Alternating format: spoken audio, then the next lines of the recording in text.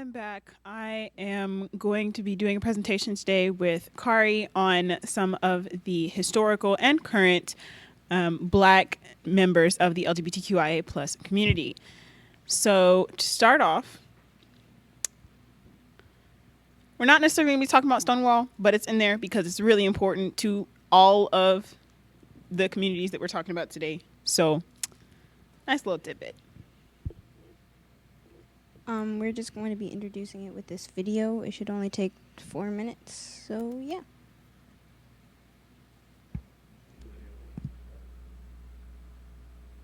June 28, 1969, a riot broke out in front of the Stonewall Inn in New York City.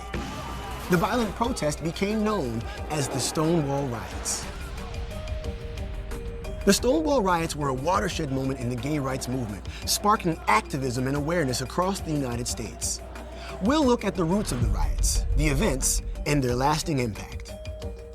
In the 1950s and 60s, homosexuality was still considered sodomy and illegal in 49 states.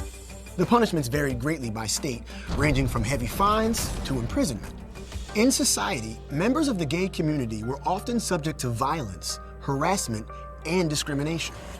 In New York City, gay bars were havens for people with diverse sexual orientations and gender identities, places where they could avoid harassment and violence.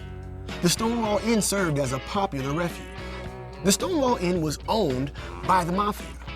The mafia bribed the police to look the other way. In turn, the mafia made money overcharging patrons for drinks. Even so, the patrons were not fully safe from homophobia and discrimination. The mafia would extort wealthy patrons, threatening to out them to their employers and families.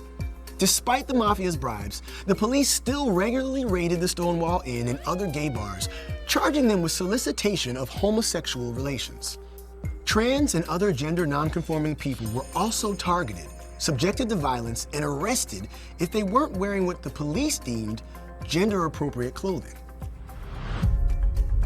This oppression and mistreatment came to a head in the early morning hours of June 28, 1969.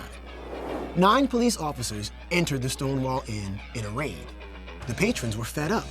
As the police roughly tried to arrest bartenders and customers, many resisted. Outside the bar, people in the hundreds began rioting.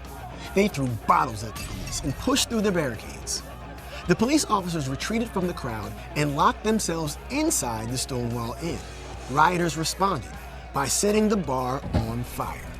Police reinforcement arrived, and the original officers managed to get out of the burning bar. Meanwhile, the angry mob had grown into thousands. Eventually, the police were able to get the crowd to disperse, but it didn't last long.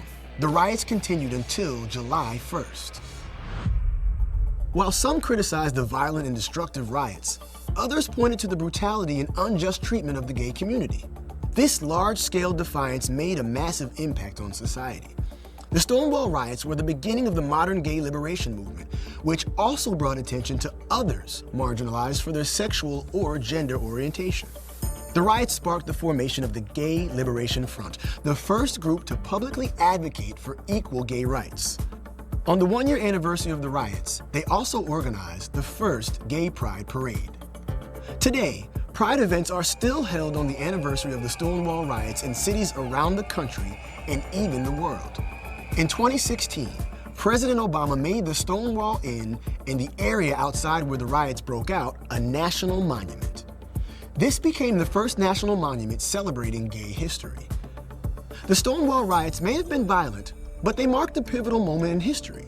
No longer would people quietly endure the stigma associated with their sexual and gender orientations. Through the Stonewall Riots, the gay rights movement gained mainstream visibility and a momentum that continues to this day.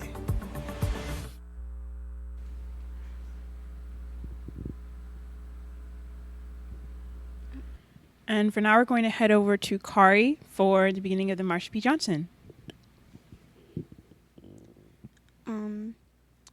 Marsha P. No Mind Johnson was a Black trans woman who spearheaded the activism after the Stonewall Riots in 1969. She's become a venerated icon in the LGBTQ+ community, and her words and actions continue to inspire trans youth.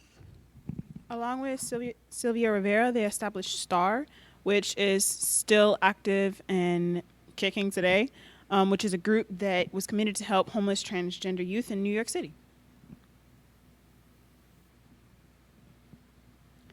And on to Frank Ocean, which is actually one that I personally knew before this. He was actually really popular before because of his Blonded album. But then before he released his Chanel Orange album, he put out a letter on Tumblr stating that he was in love with a man and basically coming out on Tumblr. And so this really made waves within the African American community because lyrics like in his song Thinking About You, of which is one of my personal favorites, was actually started becoming some representation and outlet more than just one of your favorite songs. Janelle Monáe is a heavily rewarded songwriter, record producer, actress, and singer. Their black and white style reflects their androgynous identity, even though they don't care much about what people call them. People can call me whatever it is they want to call me. I know who I am, I know my journey, and I don't have to declare anything. I personally find that very inspirational. They're also openly pansexual, so that's that. The next we're going to cover is actually Gladys Bentley, and she was one of the few that I was told about at home before I actually was in GSA. She was an openly lesbian blues singer during the Harlem Renaissance, which was still, like it said in the video, kind of like taboo. And she was really famous for her original style of singing in a really deep voice and her top hat and coattails, of which style is fantastic.